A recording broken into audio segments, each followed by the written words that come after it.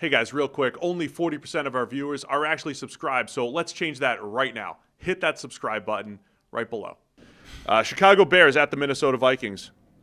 Sunday at 1, Minnesota favored by 3 here, despite being the last place team Yeah, in the NFC North. kinda 6-3 interesting. Bears in the 4-5 Minnesota Vikings rematch from Week 1. indeed.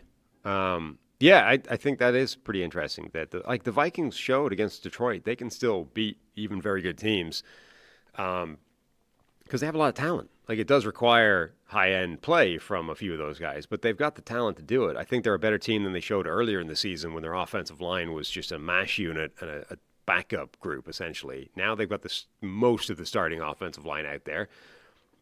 It is a team that can do some damage. You know, McCarthy's probably going to be inconsistent as a quarterback because he's so young and inexperienced, but they're dangerous. Yeah, it's a fun matchup here, man. Caleb Williams again playing pretty well, seeing what he does against Flores and that defense. Well, he's riding high. I mean, he's coming off that game where all Bears fans are now anointing him as the chosen one and the guy. We got it right. He's the number one overall pick, the superstar, the one that we've asked for so long. He's here, and now he's going to go against Flores again. I want to bring it up again because Caleb Williams won the game with his legs more than anything, right? 2 huge scrambles to get the game winner, and he's done that a couple times this year. Is he another quarterback kind of like Josh Allen in that like you didn't realize how good he would be as a runner or how athletic he would be at the NFL level? Because that's where I'm not surprised by it, right? Like when I described Caleb Williams coming out, I was like, the guy can zip it, he could throw a touch, he could throw on the move, he could do all these things. Arm talent's outstanding. He is athletic. I've seen him, have some big scrambles at Oklahoma and USC. But the way he turned that corner the other day, like legitimate speed. Yeah, I mean, I as don't. a scrambler. Every time I watch him play, I'm impressed by all of his physical traits. Like every time I see him, Herbert was like this for a while. Like every time you saw Herbert, you're like, man, that guy is bigger, stronger, faster, and has a better arm than you think he does. Just every time you see him.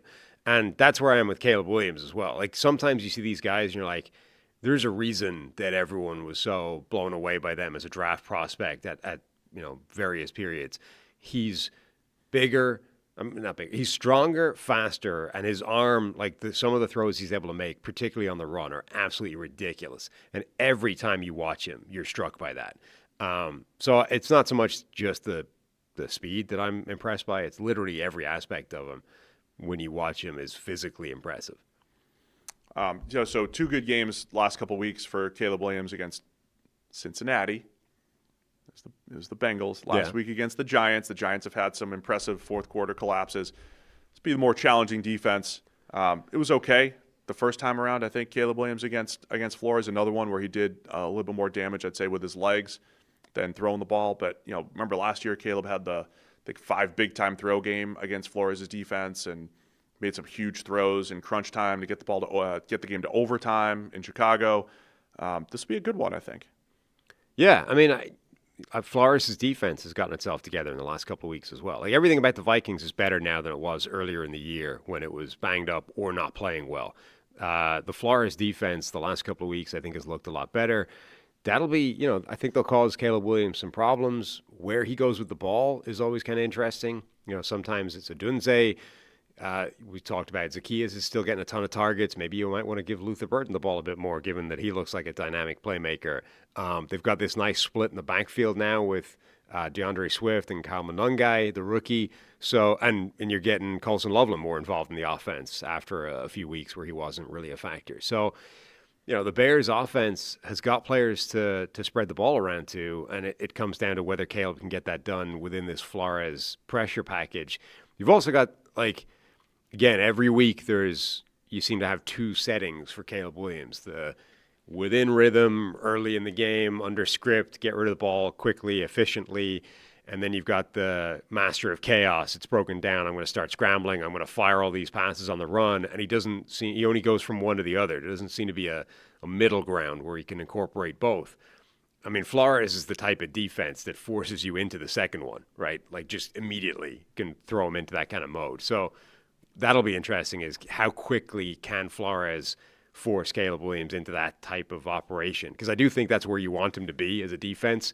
As much as he's dangerous and he's capable of beating you the way he did last week, I still think you want him in that zone. Let's just force him into all ad-libbing all the time. Oh, yeah. I mean, even Mahomes and Allen, like, you'd rather them play outside of structure. Like, they're than capable inside. of making it work, but you still want them doing that. It's just lower percentage.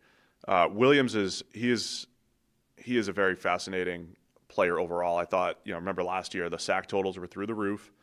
The offensive line wasn't great, but I think he always made them look worse. He's at a point now, I highlighted a couple of those plays the other day, like Darnell Wright lost quickly, and he was avoiding pressure. His pressure to sack rate has gone from one of the worst to the 7th best. There you go.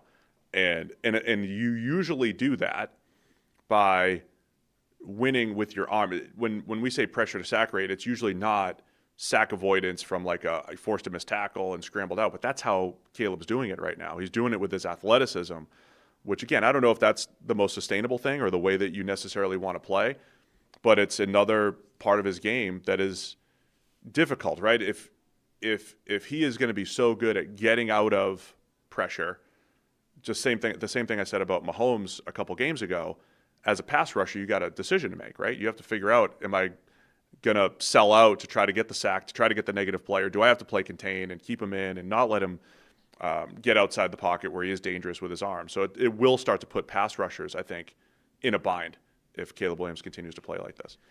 Other side of the ball, we did have a Bears fan bring up that we haven't talked about enough, or I got DM'd, I think, and I'll bring it up now. The part of their defense and their inability to get quick pressure and some of the weaknesses of the Bears defense, we haven't brought up enough about Jalen Johnson being out for the season and Kyler Gordon and, just so many injuries on the back end. And Nashawn Wright, who has been a career backup, being a starter week in, week out, Tyreek Stevenson being out there. They've survived, right? They've survived with some weaknesses on the back end. And if there was a game where this would be exploited, it would be against Minnesota with all of their receivers healthy. Jalen Naylor connection now with J.J. McCarthy, the way they've connected. But Justin Jefferson, Jordan Addison, Jalen Naylor, Hawkinson, they should be able to have success against this back seven and Chicago with their inconsistent pass rush. If there was a J.J. McCarthy game for him to get back on track, you would think this would be the one. Yeah, they're definitely banged up in the secondary. And the other element that will be interesting there is that J.J. McCarthy, the one kind of defining characteristic of him so far is he's been big game hunting. Like, he's been going deep at an insane degree. If you look at that Sam Hoppen, quarterback stat composite chart thing, McCarthy's basically last at everything except average depth of target, where he is first. So he's terrible at everything generally, league-wide, relative to other quarterbacks, except he's the most aggressive quarterback in the NFL in terms of average depth of target. So, that needs to come down. Like, you don't want a young quarterback living in a 10 yards average depth of target world. But the problem is his efficiency, so that's part of why he's not that efficient in some other things, right? Because he's way more aggressive, and those are lower percentage plays. So you're like, well, let's lower that and you get more efficient at everything else. But even if you adjust for that and say, well, how efficient is he on the short stuff? He's been wildly inefficient as well. So, that's something they need to try and figure out where the balance is. Remember the first game was the one where he was pretty rough for 3 quarters, and then the fourth quarter caught fire, won the game.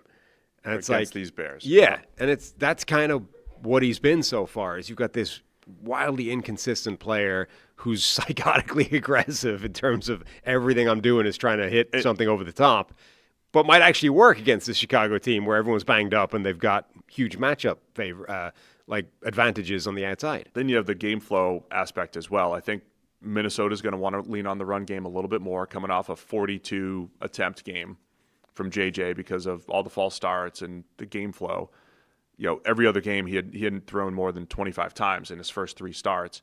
So I think they want to get back to that. That's probably part of the reason why he's throwing the ball down the field. But, last week he was throwing the ball down the field a ton too, despite dropping back 42 times. Usually if you drop back that much, you've got some 5 yards, you've got some dink and dunk, you've got more screen games. So they got to figure out what that balance is. But they have the receivers, I think, to have some success against Chicago here. But I think they're going to want to find a little more run game against this Bears defense and then put J.J. McCarthy into better position to succeed and lean on his playmakers. Going to be a fun game, man. Massive implications. It is at week 11. There's a lot on the line here. We're talking the Vikings season hanging on by a thread. The Bears have a chance to go 7-3. With the Lions playing the Eagles. Right. John Daly, if not keeping pace, then overtaking Tiger Woods. Yeah. Taking a one-shot lead down the stretch. That's what, like at the end of Sunday.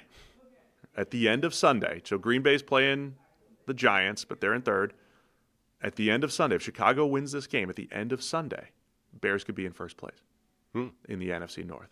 That's a lot at stake this weekend. Where are you going to go with this one? Minnesota's still favored by 3 here. Or if Minnesota wins and other teams lose, they could bunch the entire division up again, back to where it was a week or so ago. They'd be 5-5, 6-4. See what Green Bay's, whatever they are with their stupid. They're 5-3-1 with the game. Yeah, like it could. Lions could be 6-4 because they're playing Philly. Like the whole division could be basically a game apart. Yeah, within a game. Which would be pretty interesting. Moving day for the NFC North. Moving day. Or compressing day. We'll see. Yeah. I'm going to go with the Bears to win this. I talked through it and cover. Landed on the Bears. Had Minnesota initially, but I talked through it and landed on the Bears. Harry's going to take Minnesota. Thanks for watching all the way to the end of the video. Check the Mic is live Monday, Wednesday, and Thursday, so be sure to hit subscribe so you don't miss a video. You heard the man. Subscribe.